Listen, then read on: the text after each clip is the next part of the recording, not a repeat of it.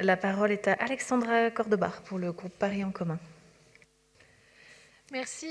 Madame la maire, mes chers collègues, comme ailleurs en France, les tout-petits et les jeunes parents parisiens ont vécu une rentrée singulière et parfois déroutante. On peut se féliciter à Paris du fait qu'elle se soit déroulée sereinement et sans difficulté majeure. Bravo aux équipes, l'ensemble des professionnels de la petite enfance de la ville de Paris qui ont œuvré pour que nos crèches, nos haltes garderies puissent reprendre leurs activités dans les meilleures conditions possibles. Et face à cette épidémie, permettre à tous les jeunes enfants d'être accueillis dans de bonnes conditions dès la rentrée, c'était une priorité.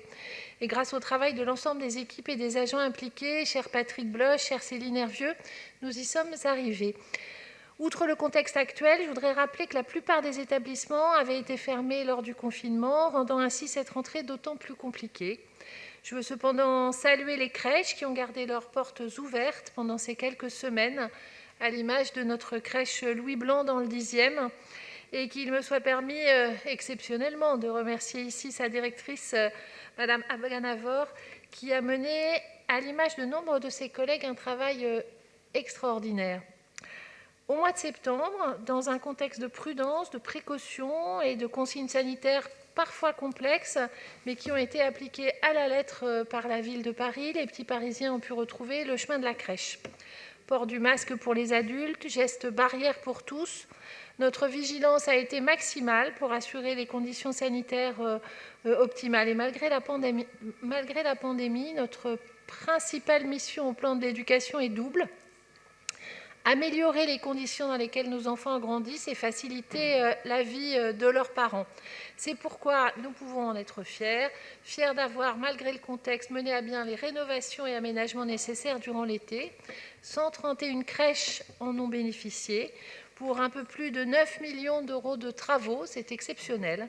Et je suis très heureuse que les crèches d'Hauteville et Gabriel Demain dans le 10e puissent rouvrir dans les jours qui viennent, tandis que nous nous apprêtons dans les prochains mois à inaugurer une nouvelle crèche au sein de l'hôpital Saint-Louis. Oui, je le redis, nous pouvons être fiers d'avoir créé 5000 places de crèche entre 2014 et 2020, dont plus de 500 ont été ouvertes entre les mois de septembre et d'octobre, dans les 13 établissements neufs ou restructurés financés par la ville et la caisse d'allocation familiale. Fiers également de poursuivre nos efforts pour faire de nos crèches des établissements plus sains et plus respectueux de l'environnement. Aujourd'hui, dans les 828 crèches financées par la ville, le lait est 100% bio. Les repas préparés comprennent 85% d'aliments bio et nous progressons encore. Et depuis septembre, les traditionnels petits pots utilisés sont également 100% bio.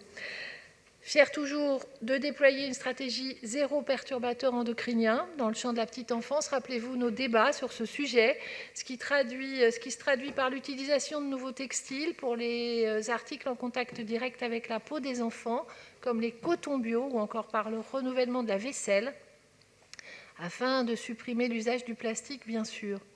À compter de ce mois-ci, la moitié des nouveaux jouets sera en bois, en tissu, en carton, et nous visons à pousser cette proportion à 75% dès 2021. Pardon pour tous ces chiffres, mais ça illustre notre travail. L'année dernière, des professionnels de la petite enfance, tous métiers confondus, ont travaillé à identifier les besoins autour du développement du langage et du plurilinguisme.